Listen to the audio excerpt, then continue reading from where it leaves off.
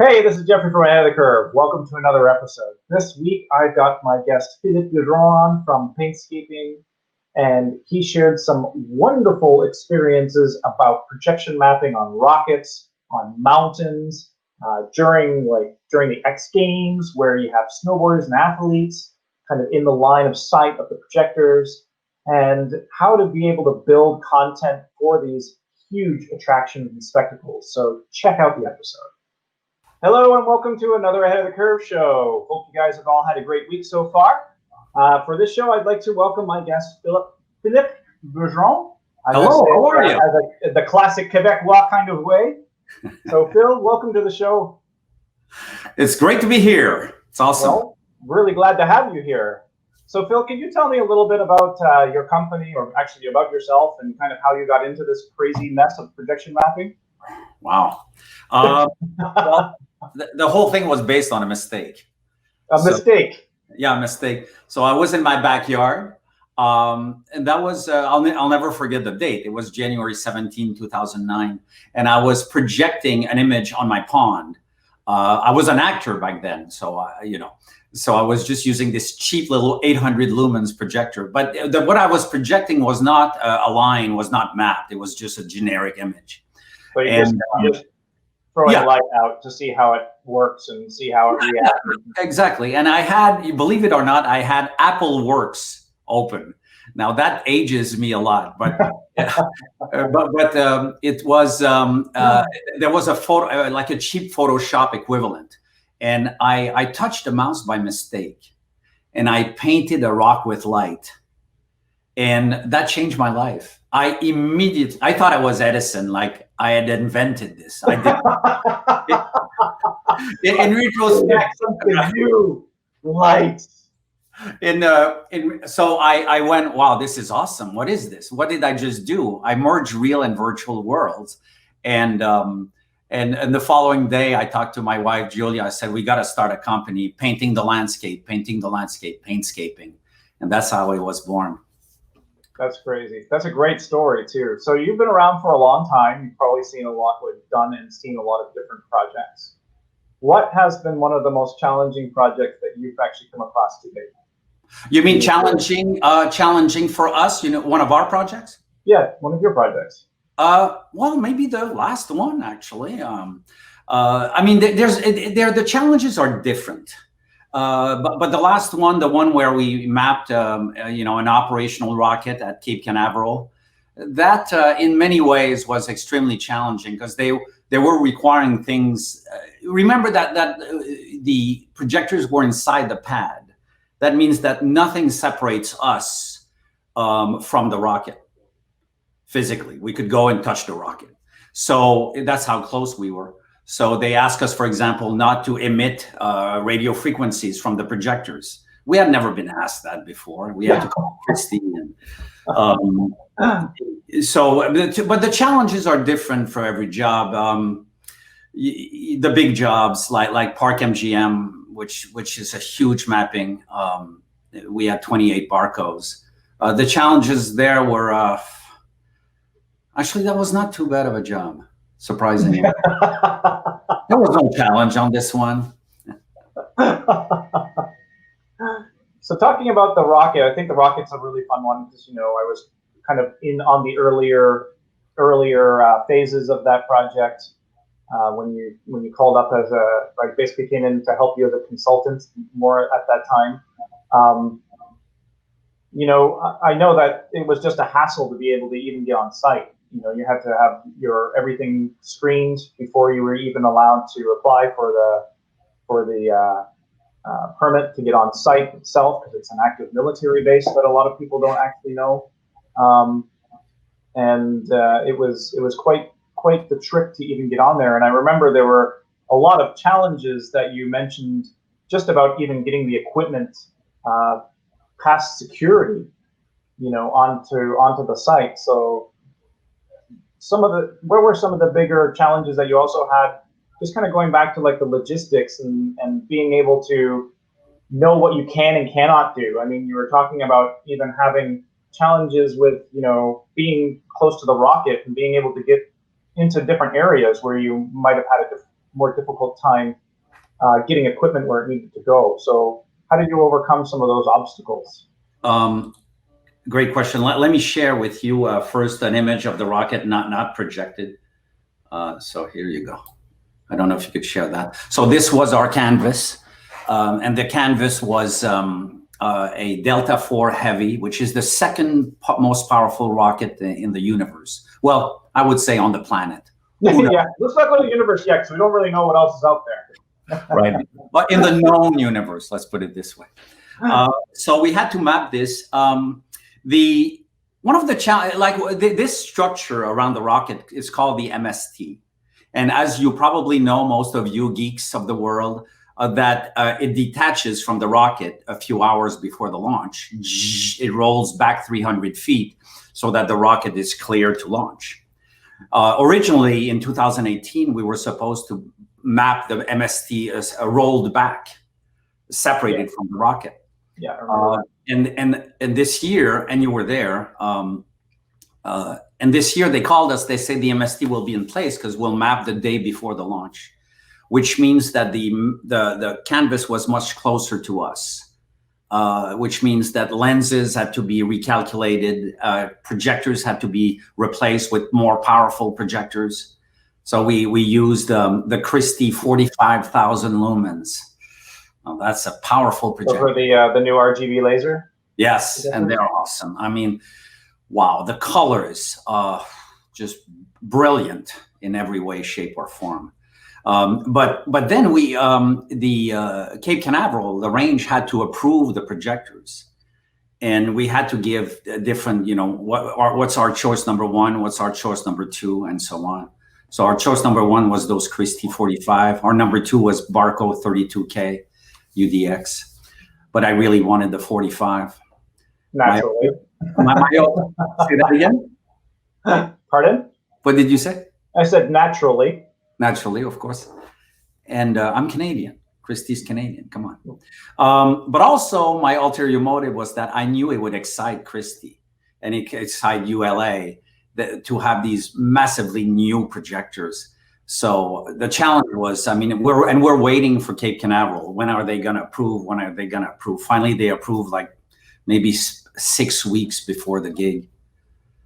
Well, I also remember there were some challenges just in the simple fact that it was a laser-based light source. And I remember that security definitely had a lot of issues in the fact that it was a laser-based light source, and it had to go through quite a rigorous amount of scrutiny before being approved to be utilized or approved on site as a laser-based product. Yeah, because the word laser, unfortunately, the connotation of lasers, that those lasers you see in concerts that are extremely concentrated, but these are very diffuse lasers. So one of our alternates was the older Barco HDF 30Ks, lamp-based, in case they weren't going to approve the lasers. So we had to move very fast at the very last minute. How much time did you have to do the setup to the actual event itself? Did you have a number of days, or was it a number of hours? How quickly how much time did you have to get everything kind of up and running? Well, this is usually a pretty standard. We usually ask for 3 days for the more complex jobs, the ones that have, say, 10 projectors and up. And for the smaller jobs, we usually ask for 2-day setup. So on the first day, you set up the projectors, you make sure you have power, that you have signal, right? I mean, the basic. And then you pre-align on day one. And then on day two, you invite the client, and believe it or not, the client will have notes on the content on day 0. Yeah, that's not a surprise at all.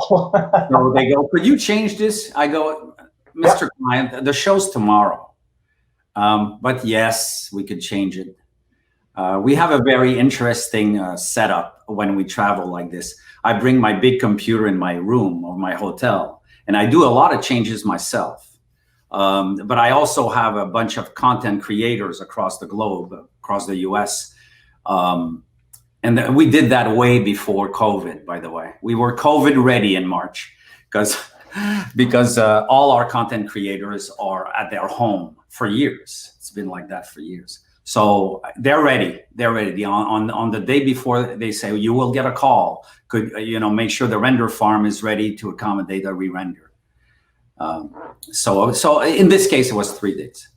This is one of the cool things I love about projection mapping is, especially during these times, it's something that's still totally viable.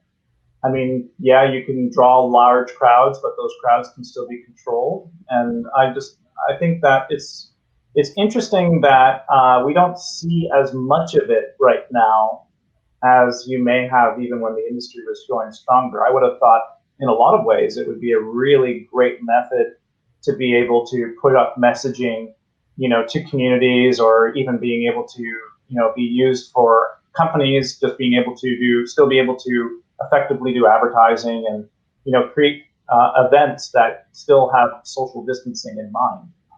Yeah, so, that's true. But I think mapping is changing in a way that a live event is not as important as the legacy online. Case in point is Cape Canaveral. Sure. There was 100 guests, VIP guests, which I was not allowed to ask any questions. No? Not even how are you? That's not true. I'm joking. But the legacy of the mapping was far more important. The press coverage afterwards.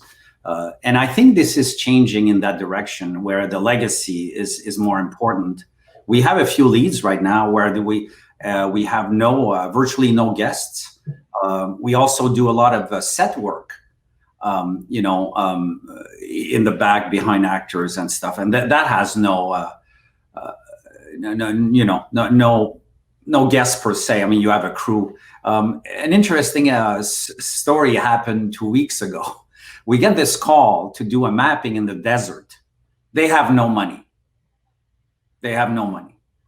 Or very little. But we never say no, because we like to help if we can. We have jobs where we do make money, and we have jobs when we don't make money. And when we don't make money, what's in it? What's the benefit? Well, we help a younger crew, a bunch of 20-year-old kids. So we decided, we're going to help. And we made our net profit was $850. So we went to the desert. That was 2 weeks ago. We shot. I wasn't there. One of my guys was there. And 4 days later, it was on Jimmy Fallon. Oh, wow. See, that's... And the artist was 070 Shake. She's an up-and-coming rapper, and I watched it going, that's what a great story. I mean, we're helping and we're not expecting anything, and then 4 days later, and they go and brag about it. So it's on our website if you guys are interested in seeing it. That's awesome, awesome. I think that's one of the really interesting impacts as well. I think of these times, as you mentioned, there is a lot more people pushing content out into the online areas, and people are viewing a lot more content after it's been done, after it's been shot, and just kind of getting a lot more coverage on those things.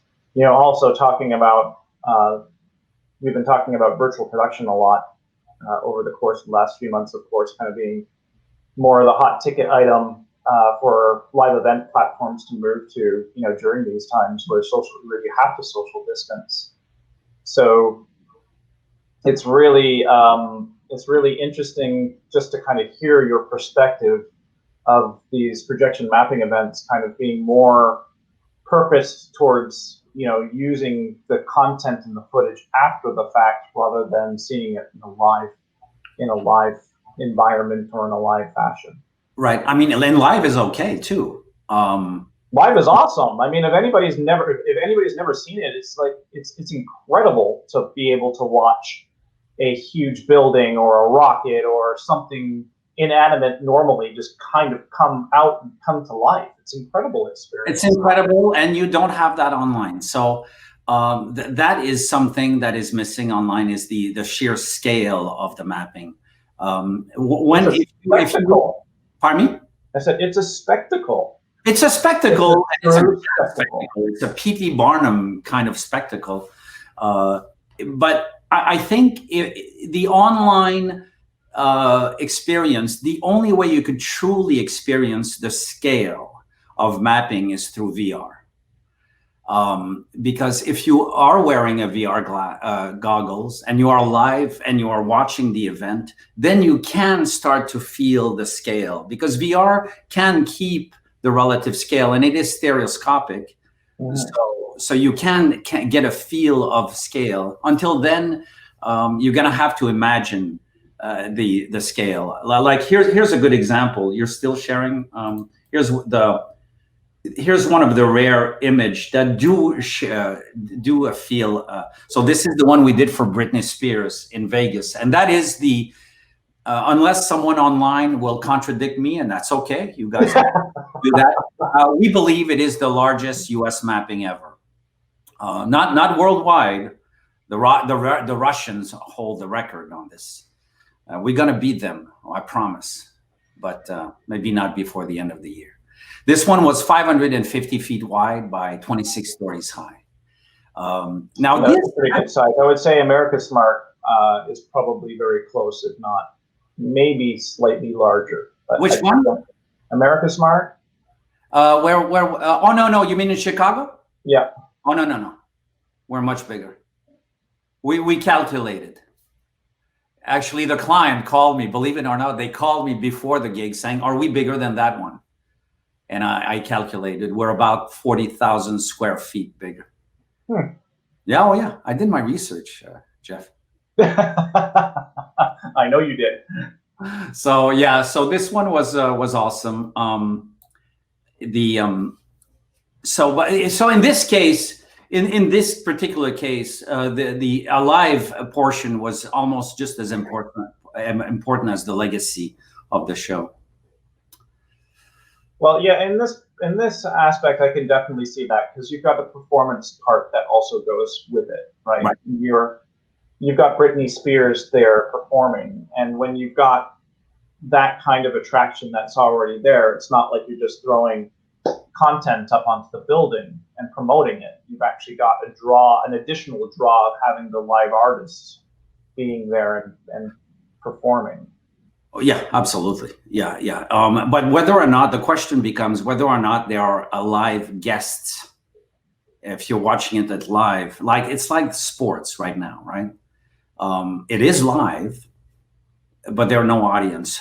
To me, mapping doesn't suffer as much as sports. I feel sports, unfortunately, there's a huge loss in not having an audience. Not so in mapping. I think in mapping, if you have no audience, but it is live, you still get a sense of the momentum, the scale to a certain extent. Well, again, it kind of brings in that draw. It's something that you can, I think that you can utilize in ways to draw people to a place or draw people to a certain object or attraction. But as you said, it could also be used more for promotional usage or for promotional materials, or being used as a PR act or stunt. Oh, absolutely. Terminology. For those clients where the live guests is important, for example, a mall will not survive it unless they have physical people go there. So what they're doing now, we still get calls. We have a few Christmas shows coming up. So it's not as much as the other years, and we have new clients, surprisingly. But what they're doing now is, instead of so we don't charge for the number of shows per night. Whether the show plays 1 time or 10 times, we don't charge more, because it's just changing the loop, right? So we don't do that. So now clients, instead of playing it twice a night, will play 10 times a night on the half hour, for example, to have smaller crowds.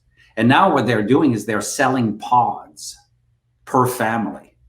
So you get a circle on the lawn or in front of the building where you go and you sit in that spot, and it's a pod for 4 people.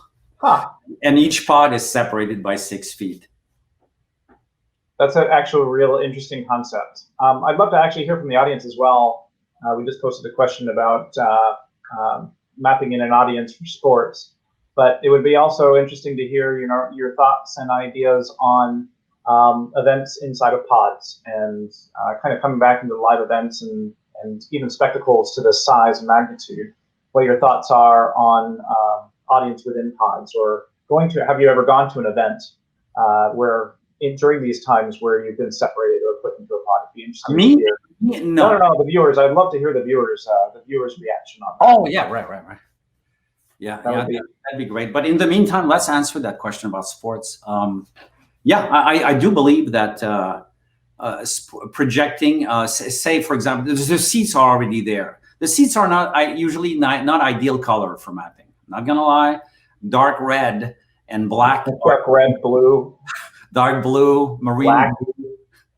They're the worst possible color for mapping. So to all the arenas in the world, paint your seats white. Okay? Or a light shade of gray. A light shade of gray. Yeah, actually that's better because you gotta get crisper blacks. Just screen glue them all. Put screen glue on every one of them. So if we could project on the seats without having to add cardboards ahead, and that's really the cheapest and most effective way to create a virtual crowd. And you could literally project the Zoom version or whatever of every audience. So it will evolve. I hope that I want to go back to watch a hockey game. I don't want my face projected on a seat. On a seat. But in the meantime, that's a good alternative to at least give the illusion that there's crowds. It was very jarring for me to watch a baseball game or basketball without an audience. You just lost so much. Yeah, there's been some interesting ideas and theories on how that's being worked out now. But we've definitely talked about this as well in the past about the whole, for sports, having the energy and being part of the game and being there. It's huge for the team's performance as well and the way that they play. So it's been interesting. Just I'm not a big sports follower per se, but seeing some of the NBA kind of replays and stuff that's happening there, and just seeing some of the hockey games that posted just recently as well, and kind of going through a little bit of post-hockey season. It was interesting to kind of see the teams playing there. It just didn't feel the same. No, it's not. So we could offer the greatest alternative to that, but that alternative is not nearly as good as live. So we'll see. What a year. Yeah. I mean, as Holly said, actually, she was one of the artists that we had on here recently on the show. Hey, Holly, welcome back. And she's been projecting her audience directly onto the walls. Well, she's been doing her weekly show online as well. So I think that's a really interesting way to also be able to kind of bring the people back in, to your spectacle or your show. Oh, absolutely, 100%. That's well done, Holly. Great. She's ahead of the curve. She is ahead of the curve. She's absolutely ahead of the curve.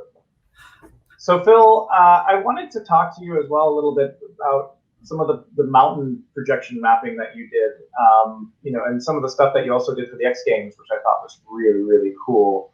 And some of the interesting challenges that you may have had in projecting onto a mountain and finding areas to be able to do that.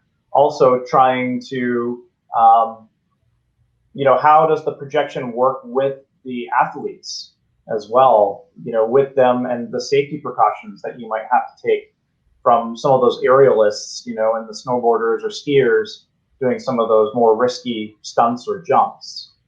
So yeah, let me put a couple of examples of mountains. We'll start with a dry mountain, and then we'll go to a snow mountain. The challenges are different. So mountain during the summertime, mountain during the winter. So here you go. Could you see this one? Yeah. I'll bring that up. So this one was Sedona, that beautiful Sedona, the most mystical place on earth. And hey, speaking of red. Speaking of red, yeah, and that was my concern. Could you guys see my cursor moving? No. No. Okay. Well, you could see a little white horizontal sliver there, right? You know, in the middle of the mountain, right in the middle. So I told the client, I said, we're gonna just project on that white part. It'll look awesome. They said no. So we ended up projecting on the entire mountain. And we did a train. So this is a little. We don't need audio at this point. Let me turn audio off. So we did a little train here. And this is me, actually. Yeah, here you go. This is me in my Warner Brothers jacket that I lost in Vegas. So anyway, these hopefully you didn't gamble it away. Right. These are 1232K UTX Barcos. So the challenge here in Sedona was that the throw, the distance between the projectors and the mountain was 1.1 kilometer. Yeah, that's a pretty good distance. That's a pretty good distance. So we had to use the longest lens available. So you're looking at like give or take 3,600 feet from the lens to the mountain facade. Yeah, that's right. So that was our longest throw ever. I'm challenging anyone if we think it's the longest throw ever, but tell us if I'm wrong, because I'd love to know what actually is. You're going for the biggest and the longest. That's it. I am P.T. Barnum. So that was very, very challenging. But the one thing that was not challenging, because we do have that challenge a lot, is to beat ambient light.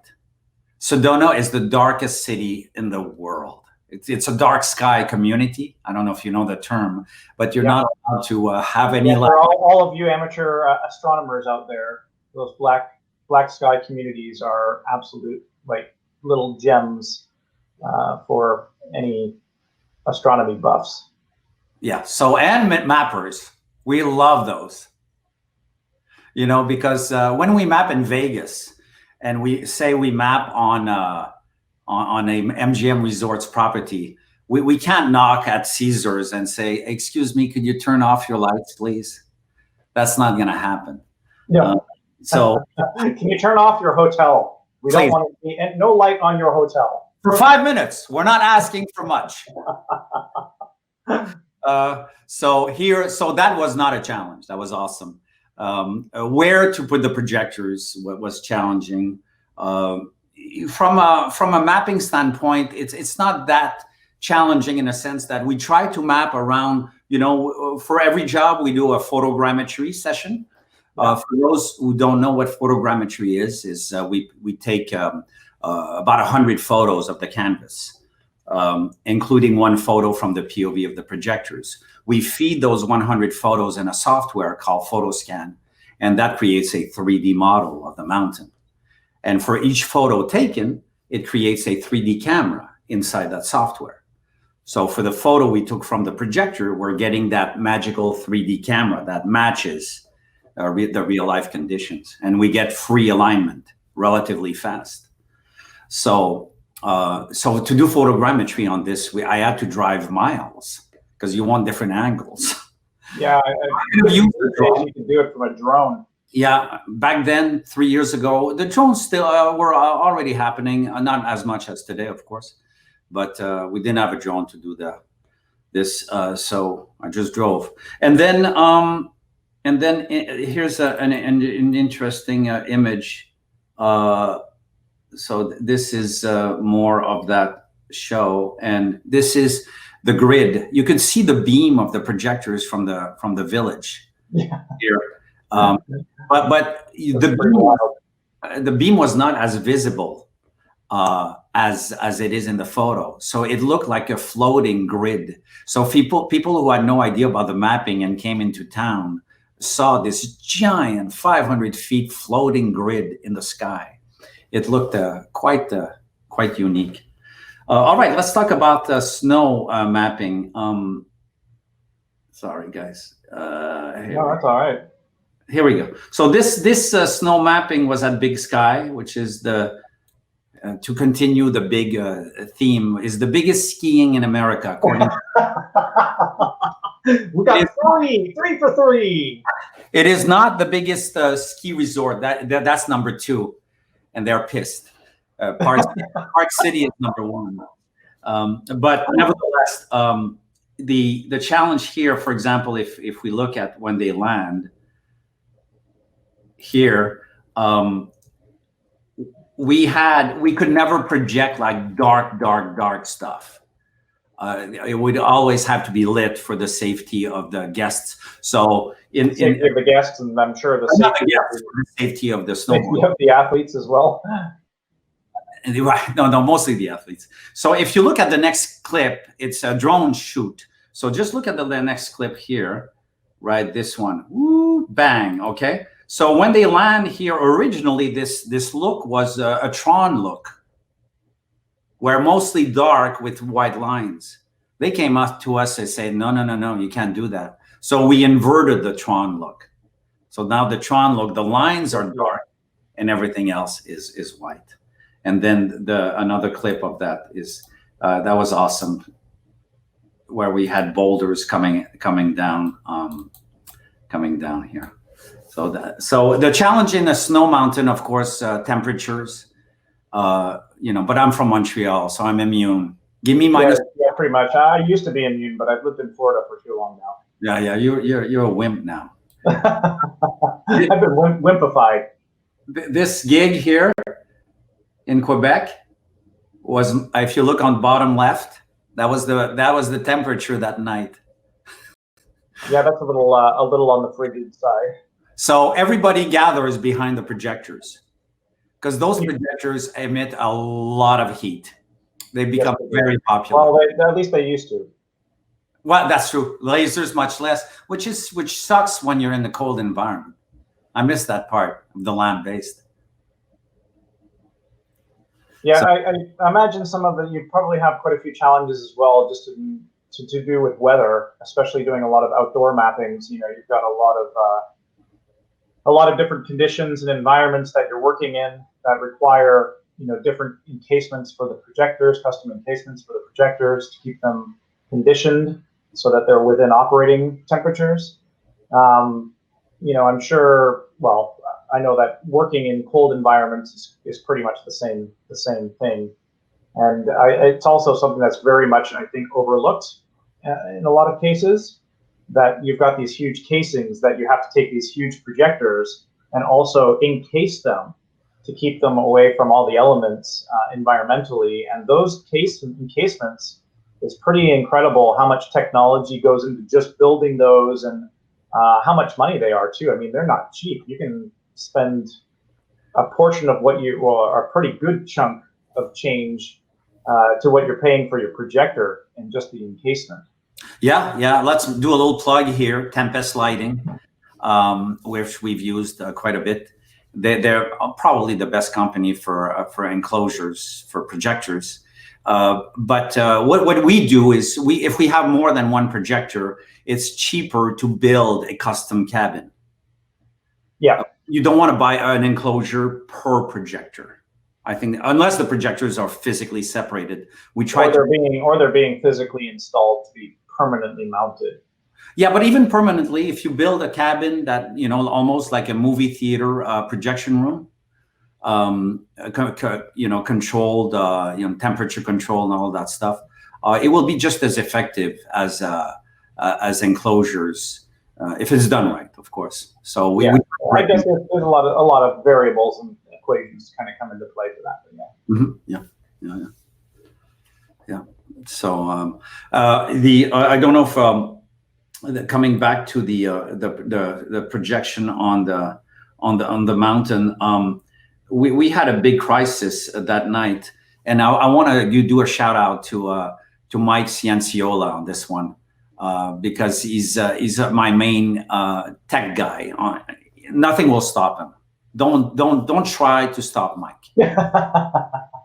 We lose a projector 13 minutes before the show.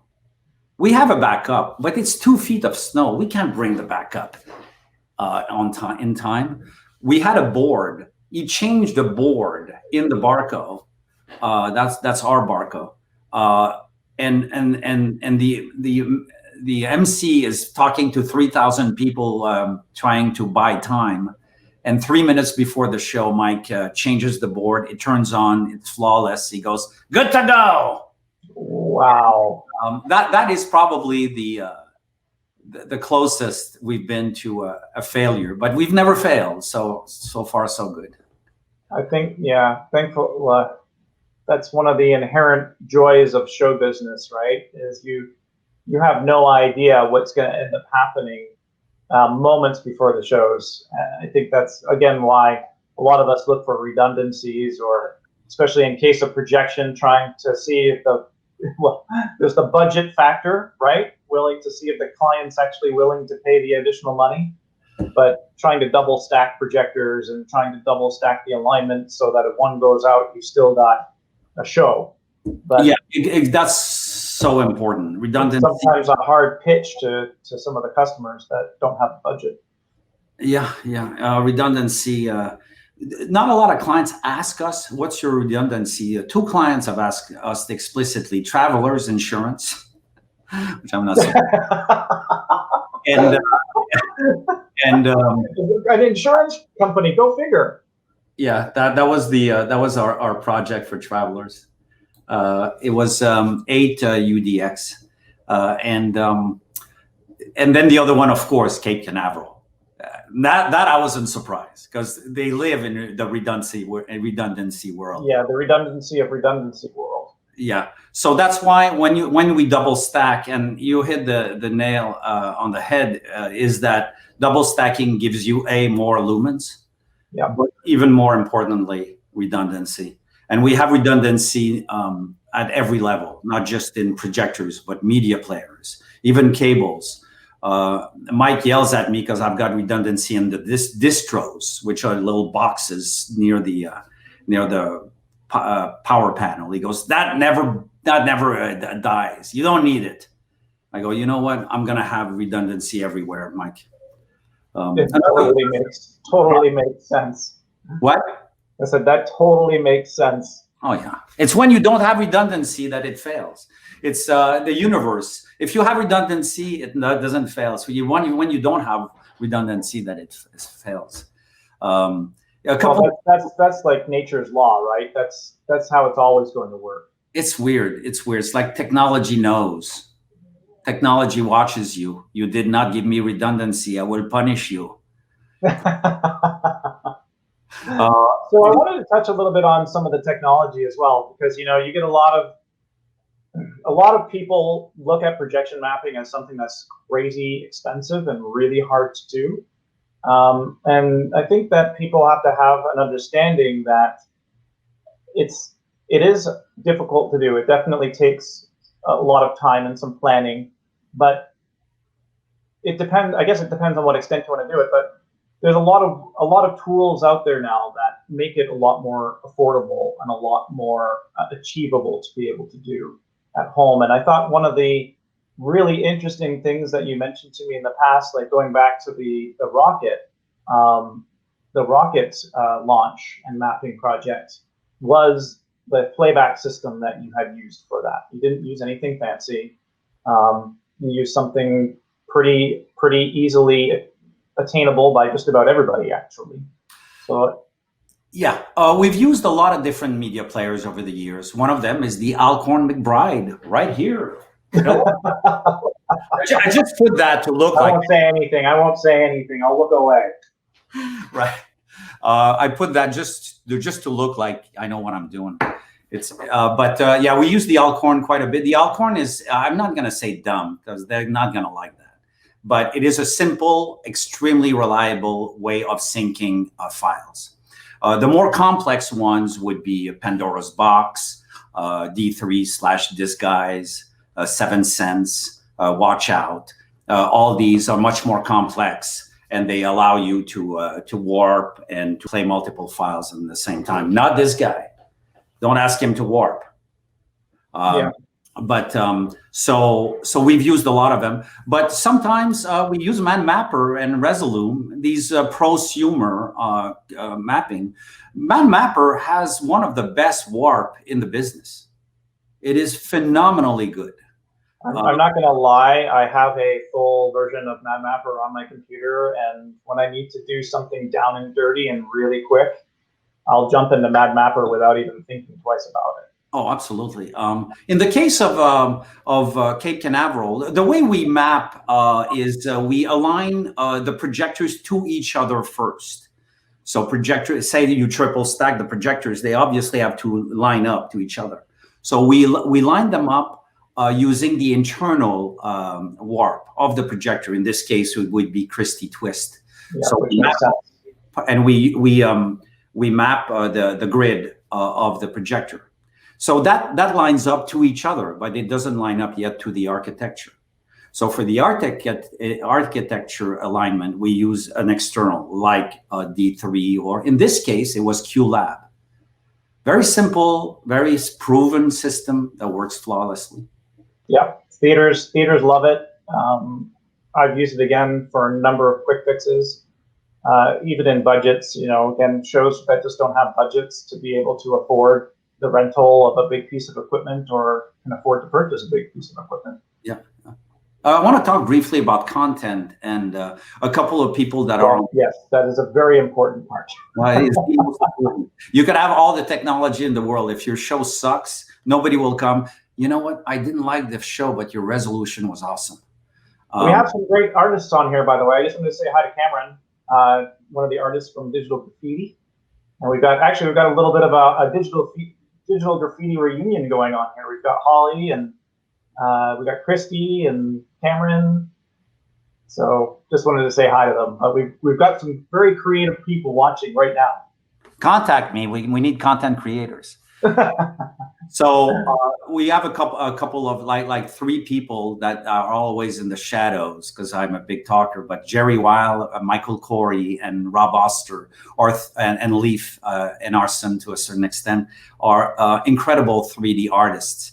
Just this magician of Maya. We mostly use Maya here.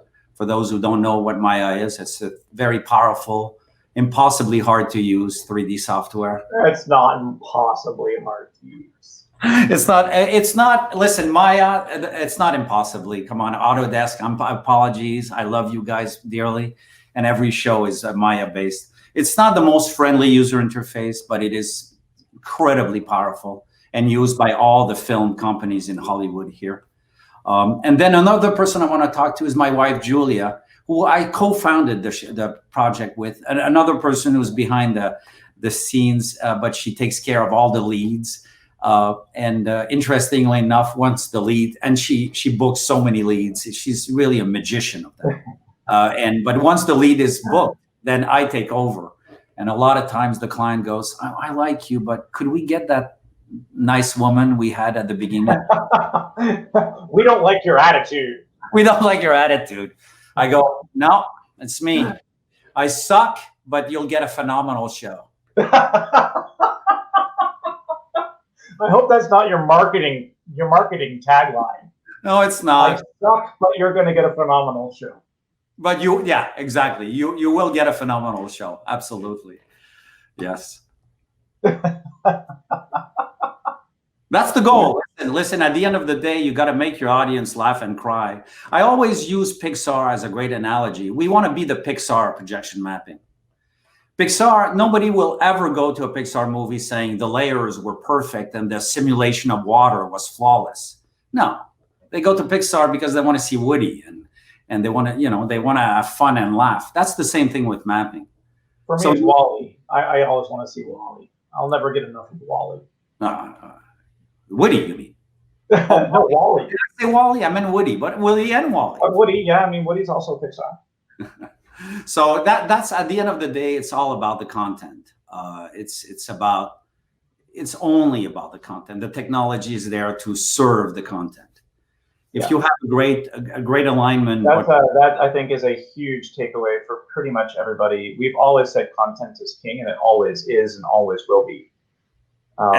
And in the history of mankind, since Aristotle, content has been king. Yeah, absolutely. Nobody told Aristotle your stones are beautifully painted behind your actors. They said your actors are great. They really feel. I was there. You were? Well, I think so. At least in the heart and soul. Heart and soul and mind. That's right. Well, Phil, I really wanted to thank you for your insights coming on the show with me today. It's been a real pleasure having you here. We have been showing some of the content that you've been doing, and we are going to show that again in post once we repost the episode. So for those of you who have been tuning in and watching, we are going to be showing some of Phil's content after we're done. But Phil, I believe the best way to reach you right now would be through your email. Is that correct? Info@Paintscaping? Yeah, email or LinkedIn, Facebook, we're everywhere. Twitter, even TikTok. I had to have my daughter teach me TikTok. But yeah, we're everywhere. And then website-wise would be www.paintscaping.com. Yeah, we had to check to see availability before we named the company. It was available, so we took it in 2009.